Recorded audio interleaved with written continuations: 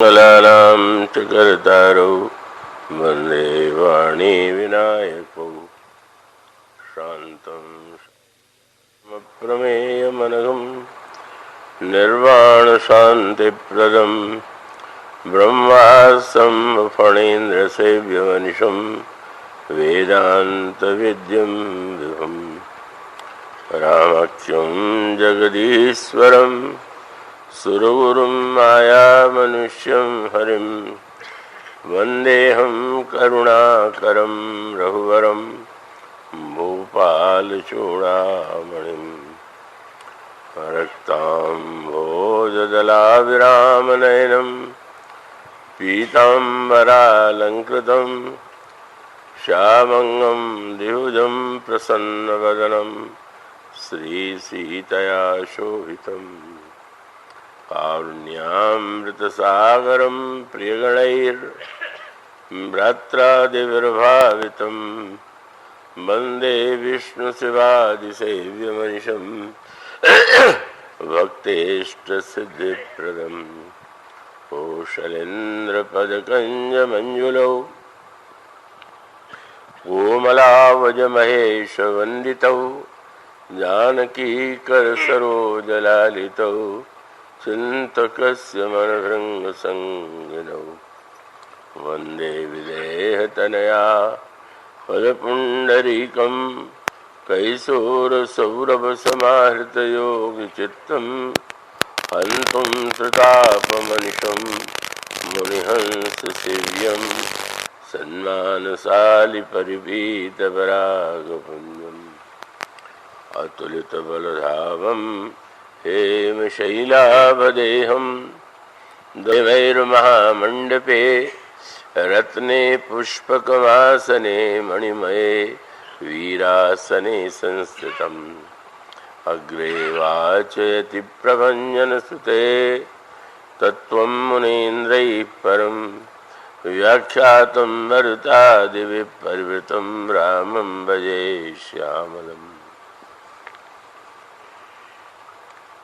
श्री गुरुचरण सरोज निज मन मुकुर सुधारि वरणो रघुवर विमल यशो जोदायक फलचारि सियावर रामचंद्र की जय।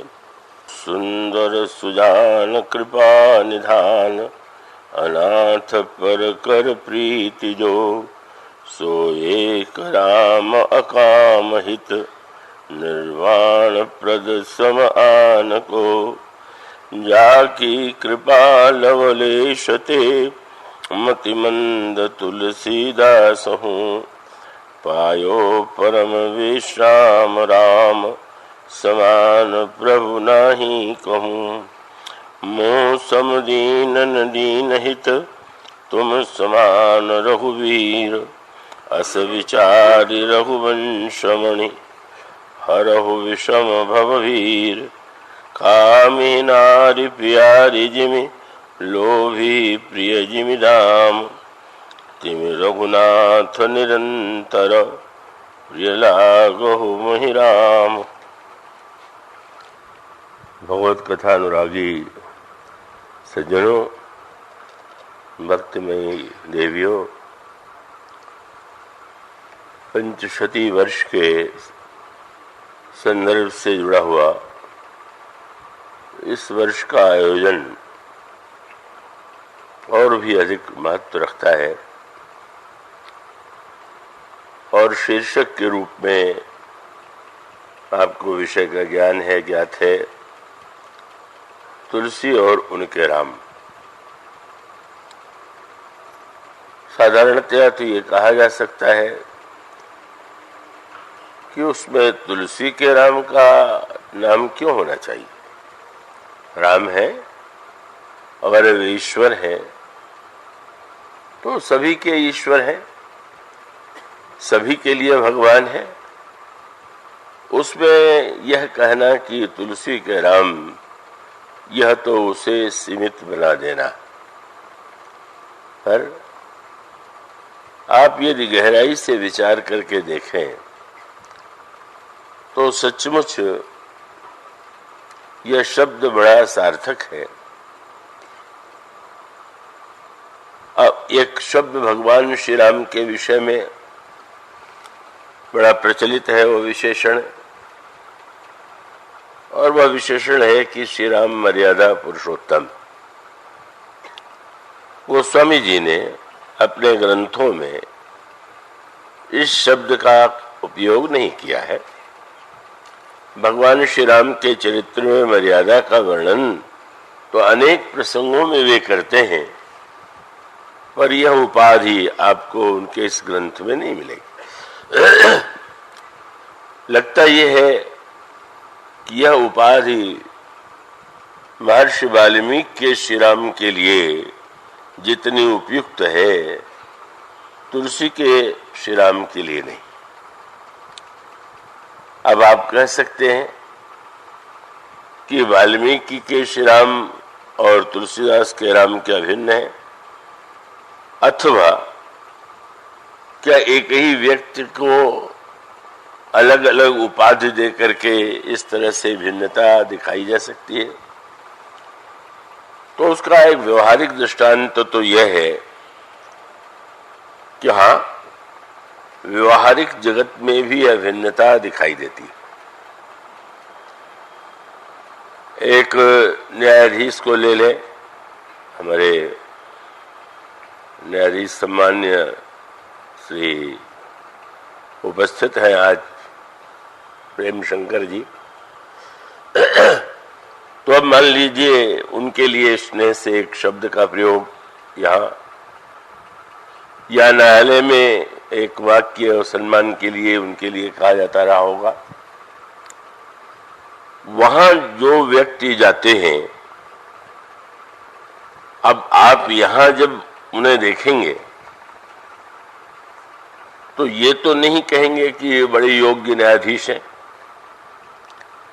यहां तो उन्हें देख करके आपको यही के मुंह से निकल सकता है कि भगवत कथा के बड़े प्रेमी हैं, रामायण के अनुरागी।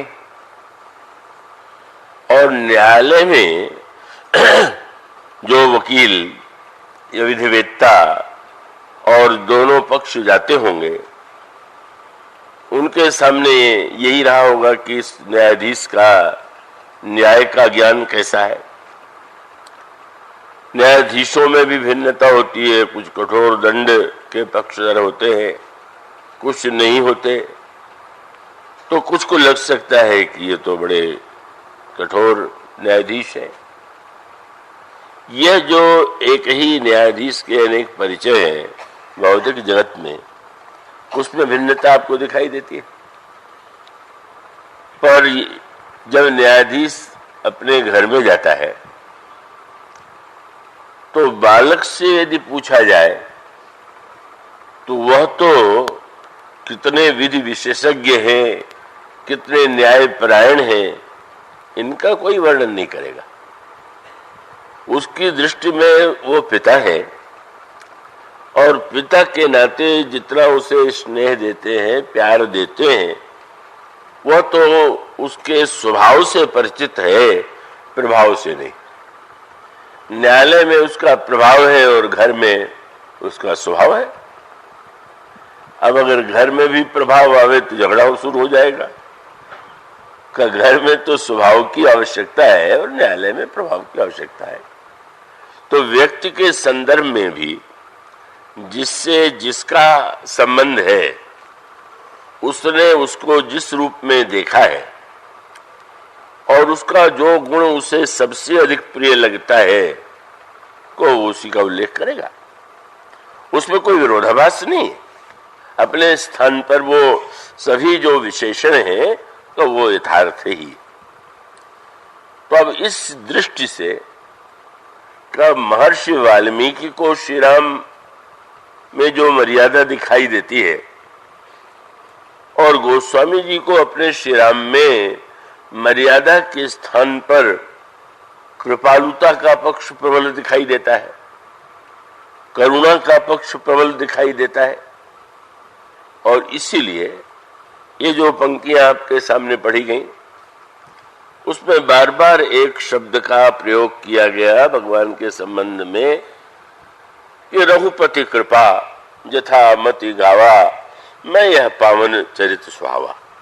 भगवान की कृपा से मैंने जथा मति जो है ये प्रभु का चरित्र सुनाया।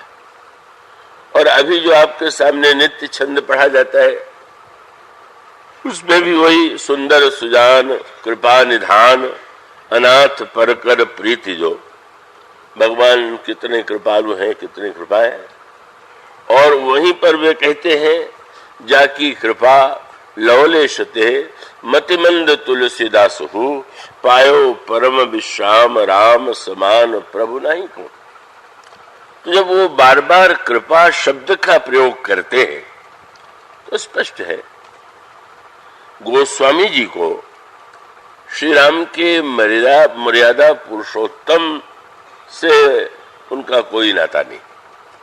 होंगे अन्यों की दृष्टि में जब वे वर्णन करेंगे तो उसका भी उल्लेख करेंगे, लेकिन जिन राम की वे आराधना करते हैं, पूजा करते हैं, जिन श्री राम के प्रति उनकी अनुरागमयी धारणा है, वह मर्यादा पुरुषोत्तम नहीं है। उल्टा अर्थ कृपा करके नहीं लीजिएगा तो मर्यादा पुरुषोत्तम नहीं है तो श्रृंखल है।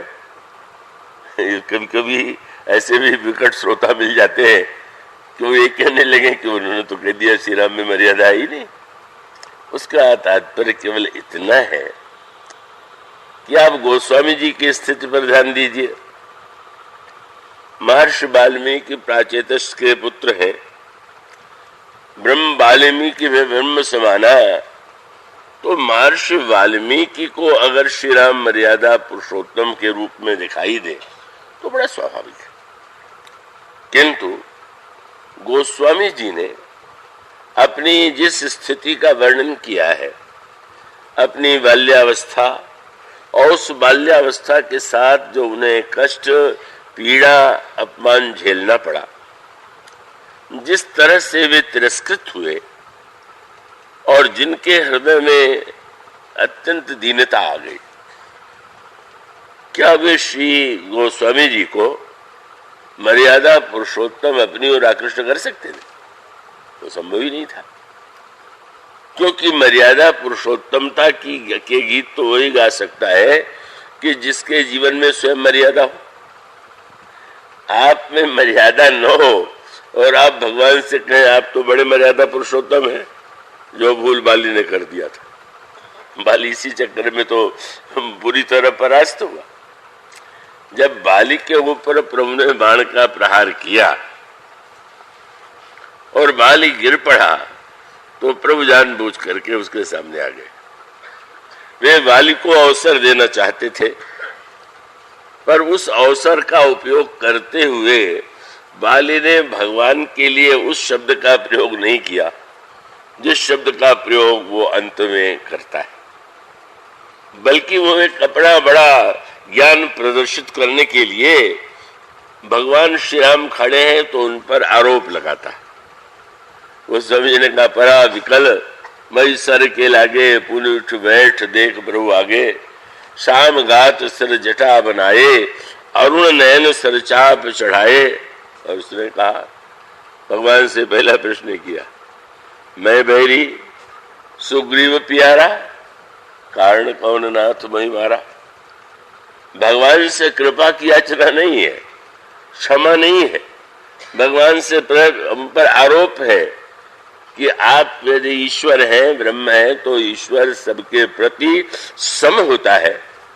आपने सुग्रीव का पक्ष लेकर के मेरा वध किया, ये घातक न्यायोचित है, एक आरोप लग गया। और उसके बाद दूसरा आरोप लगा करके तो उसने अपने लिए बड़ी विपत्ति मोल ली। भगवान श्री राम सुन रहे हैं, उसको लगा कि अब एक आरोप और लगा दे, और तुरंत कहा, धर्म हेतु अवतरे गोसाई, मारे मोह व्याध की नाई।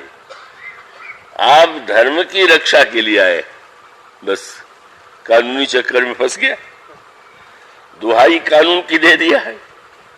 कानून की दुहाई देने पर तो आपको सिद्ध करना पड़ेगा कि आपका काम कानूनी है।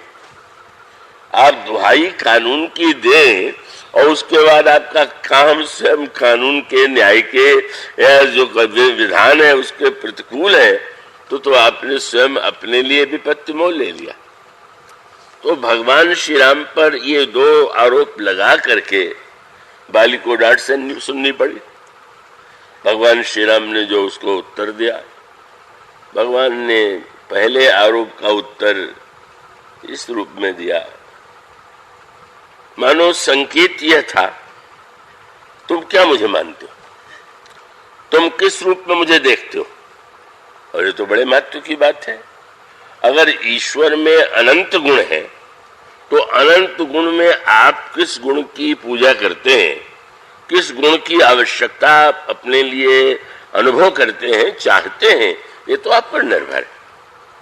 तो बाली ने भगवान के सामने ऐसी स्थिति उत्पन्न किया कि भगवान ने ये कहा कि तुम जब ये कहते हो कि मैं धर्म की रक्षा के लिए आया हुआ हूं, तो भगवान कहते हैं अच्छा ये बताओ कि अगर मेरा धर्म की रक्षा के लिए अवतार हुआ है और अगर कोई अधर्म करे तो उसे दंड देना चाहिए कि नहीं। और भगवान ने तुरंत बता दिया, तुम कहते हो मैं धर्म रक्षा के लिए आया और अनुज बधु भगिनी सुत नारी सुन कसठ कन्या सम ए चारी इन्हीं कुदृष्टि बेलो कई जोई ताही बधे कुछ पाप न होई। तुमने धर्म का नाम लिया तो तुम्हारा आचरण धर्म के विरुद्ध है, इसलिए तो मैंने नियम का ही पालन किया। मैं दंड न देता तो तुम जो मुझे गुण विशेषण बता रहे हो, अगर मैं धर्म के लिए आया और कोई अधर्म करे उसको दंड दूं तो ये तो बहुत बड़ा हमारे लिए एक आरोप हो जाएगा। भगवान ने कहा तुम जब ये कहते हो कि मैंने व्याध की तरह छिप करके मारा तो तुम्हारा क्या उद्देश्य? तुम ये बताना चाहते हो कि मैं वहां पर हूं, ये बात तुम्हें पता नहीं थी। छिपने का अर्थ क्या? छिपने का अर्थ है कि आप ऐसे छिप गए कि किसी ने आपको देखा ही नहीं।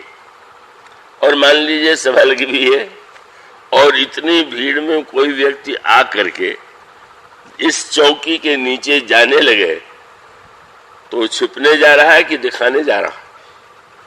मतलब लग तो रहा है कि चौकी के नीचे छिपने जा रहा है, पर वस्तुतः जो न देख पाते वो भी देख लेते हैं कि है, यानी दिखाई दे। भगवान ने कहा कि सत्य तो ये है कि तुम ये जो आरोप लगा रहे हो सही नहीं। तुम कहते हो मैंने छिप के मारा और मैं कहता हूं कि मैं तो बहुत देर से तुम्हारे पीछे लगा हुआ था, तुम्हारे साथ था। और भगवान का उत्तर यही था। भगवान ने यही कहा कि मूढ़ तो ही अतिशय अभिमान, कितना अभिमान तेरे में है कि तुझे अपनी भूल का भान ही नहीं हो रहा। और नारी सिखावन करे सिन काना, भगवान ने ये वाक्य क्यों कहा? तुमने पत्नी के सिखावन पर ध्यान नहीं दिया।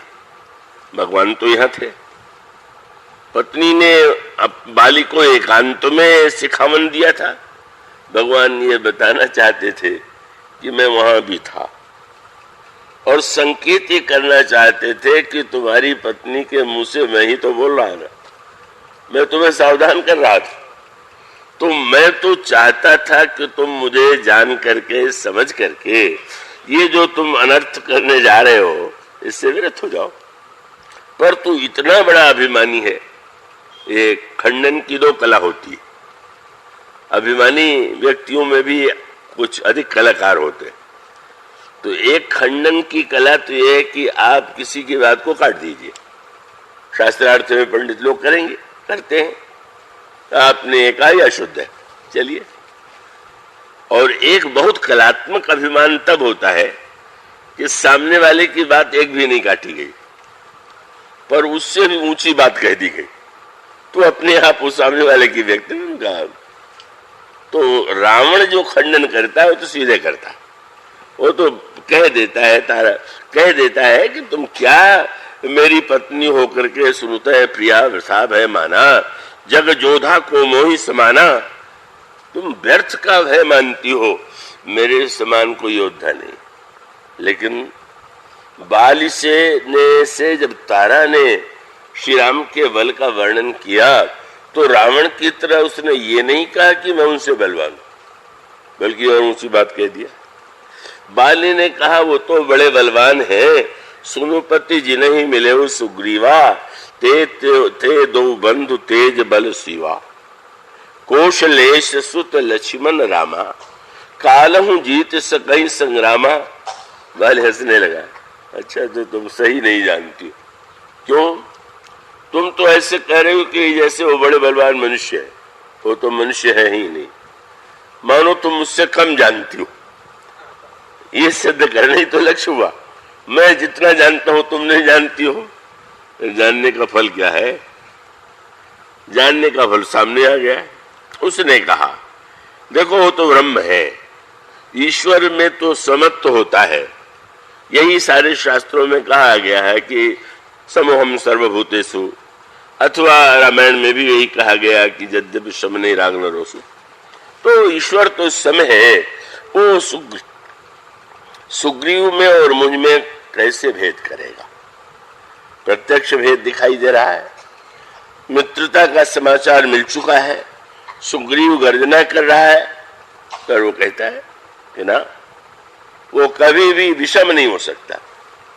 लेकिन वहां भी स्थिर नहीं रहा। तारा तर्क कर सकती है कि अब कैसे कर सकते? उन्होंने मित्रता की है, वो आए हुए हैं। ऐसी स्थिति में सुना है कि उन्होंने प्रतिज्ञा भी की है, तो तुरंत उसने पहले ज्ञान की सबसे ऊंची बात कह दिया, फिर भक्ति की और ऊंची बात कह दिया। कहा बाल सुनो भीरु प्रिय, समदर्शी रघुनाथ, और जो कदाचि मुहि मारे। ठीक है, मान लिया। तो तोपन हो सनाथ। अरे ईश्वर के हाथ से मरने से बढ़ करके बढ़िया बात क्या होगी? अब आप सोचें, दोनों बातें ज्ञान और भक्ति की सर्वोच्च भाषा है। पर गोस्वामी जी से किसी ने कहा, गोस्वामी जी जब किसी किसी पर प्रसन्न होते हैं तो कवि के रूप में बढ़िया उपाधि दे देते हैं। अब एक दिन जब जनकपुर में इंद्र ने भगवान को देखा तो तुलसीदास जी ने लिख दिया, रामई चितौ सुरेश सुजाना। सुजान इंद्र ने श्री राम को देखा।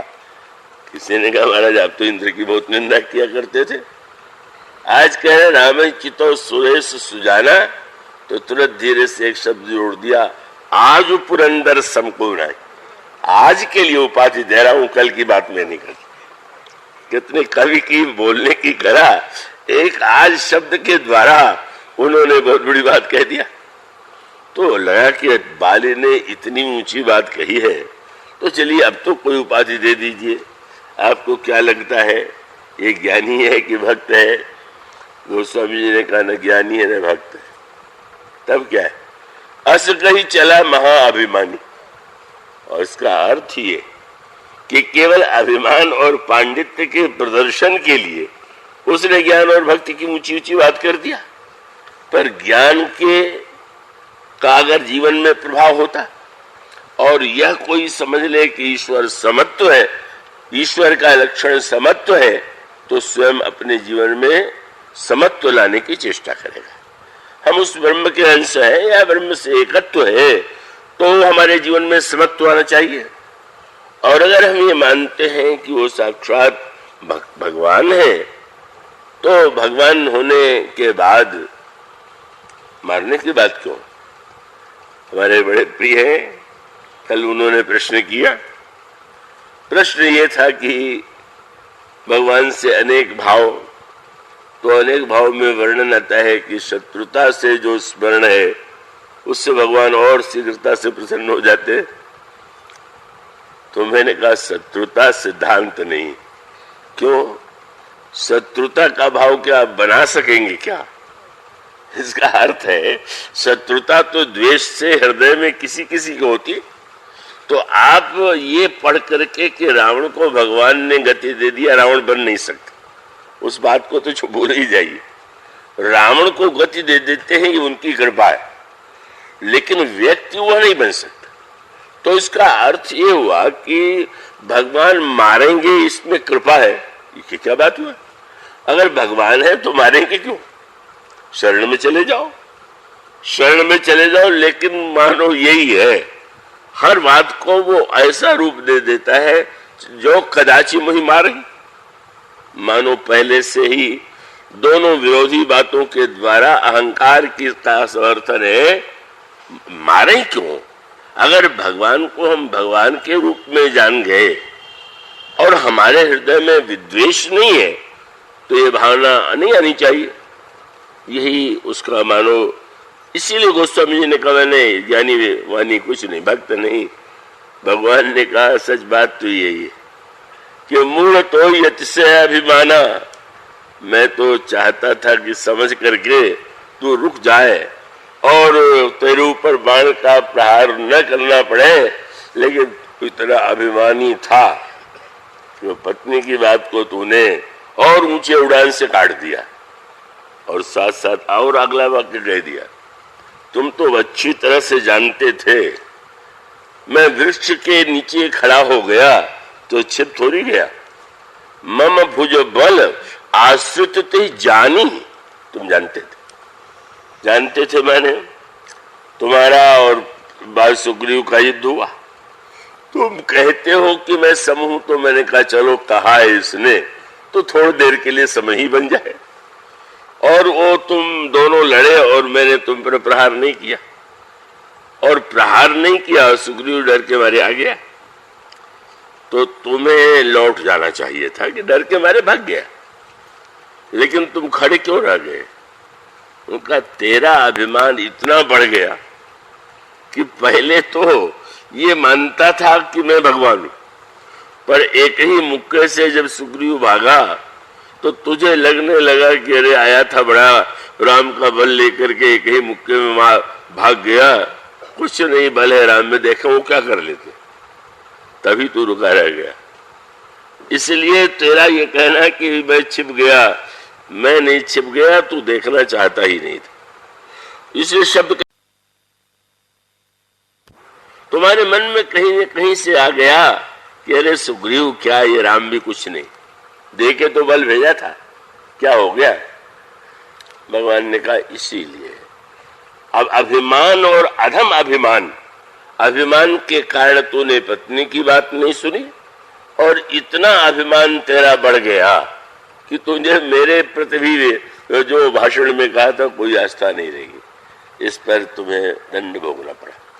तो इसका अर्थ है कि अगर आप भगवान से कानूनी लड़ाई लड़ेंगे तो आपको दिखाना पड़ेगा कि आपके जीवन में कानून के विरुद्ध कुछ नहीं है। एक क्षण के लिए भी आज आपका आचरण जो धर्मशास्त्र है, जो शास्त्रीय मर्यादा है, उसके विरुद्ध नहीं है।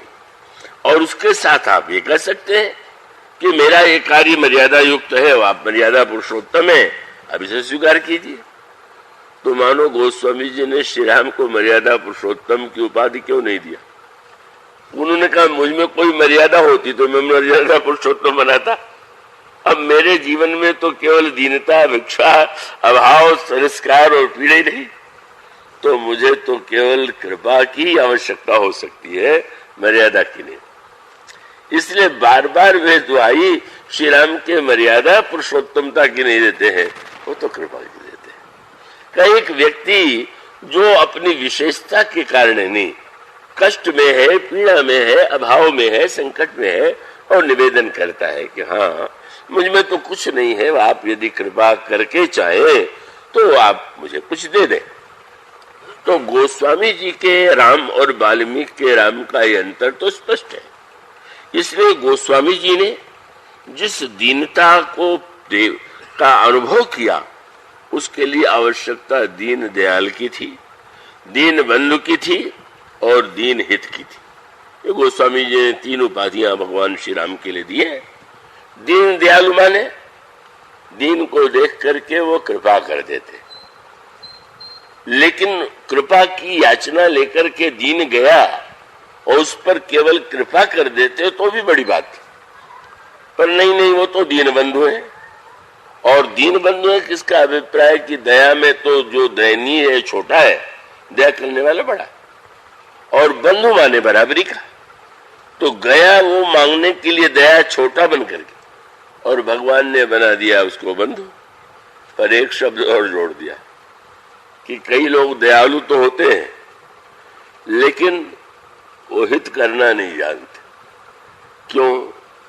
किसी ने कोई ऐसी वस्तु मांग दिया का जो कुपथ्य है।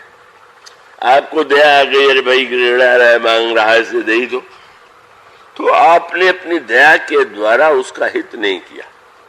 पर प्रभु दीन दयाल के साथ साथ तुम सम दीन न दीन हित, आप जानते हैं कि दया के साथ इसका हित किसमें। नारद जी का प्रसंग इसका दृष्टांत है ना। नारद जी के उनमें अगर विश्ववेणी की सुंदरता देख करके विवाह की इच्छा उत्पन्न हुई और उस विवाह के लिए अगर वे भगवान से सुंदरता मांगते हैं तो भगवान तो दयालु है तो दे दे। और दीन दयाल दया करके अगर वो दे तो कोई आश्चर्य नहीं है। पर बहुत आनंद आया। नारद जी के मुंह से एक वाक्य निकला, वो बड़े प्रसन्न हो गए। भगवान ने सोचा ये वाक्य न निकला होता तो मैं संकट में पड़ता। क्या? उन्होंने यही कहा कि मोरे हित हरि सम नहीं को, मेरा हित ऐसी भगवान से बढ़ के कोई नहीं। अच्छा, तो बहुत बढ़िया बात, दया ही नहीं करना, हित करना। और इसीलिए नारद जी ने जब प्रार्थना किया, भगवान सामने आ गए तो कहा, प्रभु आपन रूप देव प्रभु मोहि, आन भांति नहीं पामू वो ही। अपना रूप मुझे दे दीजिए, मैं और तो उसको पाने में समर्थ नहीं हूं। तो भगवान को हंसी आई, क्या हूं मैं तुम्हारा? बोले आप तो हितैषी हैं। तो बस हितैषी नहीं, जेहि विधि होई परम हित, मैं हित नहीं करूंगा, परम हित करूंगा। जे विधि होई परम हित, नारद सुनऊ तुम्हार सोई मैं करब, न आन कछु बचन न मृषा मार। मैं बिल्कुल ठीक कहता हूं, तुम्हारा हित करूंगा, परम हित करूंगा। तो भगवान अगर मान लीजिए न देते वरदान कि नहीं तुम्हारे इसमें हित नहीं तो हित होता, पर परम हित क्या हुआ? बोले वरदान देना तो स्वीकार किया नहीं। नारद जी जैसे थे वैसे तो रहने देते, वैसा भी नहीं रहने दिया। बोले मुनि ही तो कारण कृपा निधाना, और दीन कुरूप न जाए बखाना, बंदर की शक्ल दे दिया। नारद जी को इसीलिए तो बड़ा क्रोध आया कि जो मैंने मांगा नहीं, इच्छा नहीं ही देते, अब न देने के साथ मुझे बंदर बनाने की आवश्यकता क्या थी? तो उनको यही लगा कि शायद मेरी हंसी उड़वाने के लिए उन्होंने आरोप भी लगाया, जगत मोर उपहास कराई, तुमने बंदर बना करके मुझे संसार में हंसी का पात्र बना दिया। तुम चाहते थे कि लोग नारद हंसे, पर भगवान तो नारद जी की बात सुनकर के मुस्कुराते हैं कि नहीं नहीं। और उन्होंने तो कह भी दिया था नारद से कि कुपथ मांग रुज व्याकुल। भगवान जब तीनों में विशेषता है, दीन दयाल भी है और दीन बंधु भी हैं और साथ साथ वो दीन हित भी है। तो गोस्वामी जी इसीलिए अंत में यह प्रार्थना करते हैं कि दया तो मुझे चाहिए ही, पर दया के साथ साथ मेरे लिए जो देना उपयुक्त हो, आप दीन हित हैं, वह मुझे प्रदान कीजिए। इसलिए गोस्वामी जी को और उनके जीवन की उनकी जो समस्या है उसका समाधान जो था वह मर्यादा में नहीं था। और इसलिए रामचरितमानस में भगवान श्री राम का मर्यादा में पक्ष है, पर वह मर्यादा में पक्ष जो है जब कभी ऐसा अवसर आता है तो मर्यादा का पक्ष का ऐसा लगता है कि जैसे आवृत हो गया और भगवान का कृपा पक्ष जो है वो सामने आ गया। इसीलिए वाल्मीकि रामायण और तुलसीदास के रामायण के कई प्रसंगों में अंतर है, और उस अंतर का तात्पर्य है कि महर्षि वाल्मीकि को जिन राम की आवश्यकता थी, क्योंकि जब प्रश्न करते हैं नारद जी से तो उनका प्रश्न यह नहीं था, उनका प्रश्न यही था कि कौन्वस्मिन् सांप्रतम लोके गुणवान कस्य वीर्यवान धर्मज्ञश्च कृतज्ञश्च का। इस प्रकार से मानो संसार में सर्वश्रेष्ठ गुणों से युक्त कौन है? वो एक महापुरुष जिसमें सारे गुण विद्यमान हो, ऐसे किसी महापुरुष की खोज थी, और वो श्री राम में सारे गुण हैं। महर्षि देवर्षि नारद ने उन्हें सुनाया और महर्षि वाल्मीकि जी ने उसे अपने ग्रंथ का माध्यम बना करके उन्हीं चरित्र की रचना की। गोस्वामी जी जिस युग में हुए वह युग, इस युग में हम और आप रह रहे हैं, वह युग न तो त्रेता युग है, न सतयुग है, और द्वापर क्या, वो तो कलयुग है।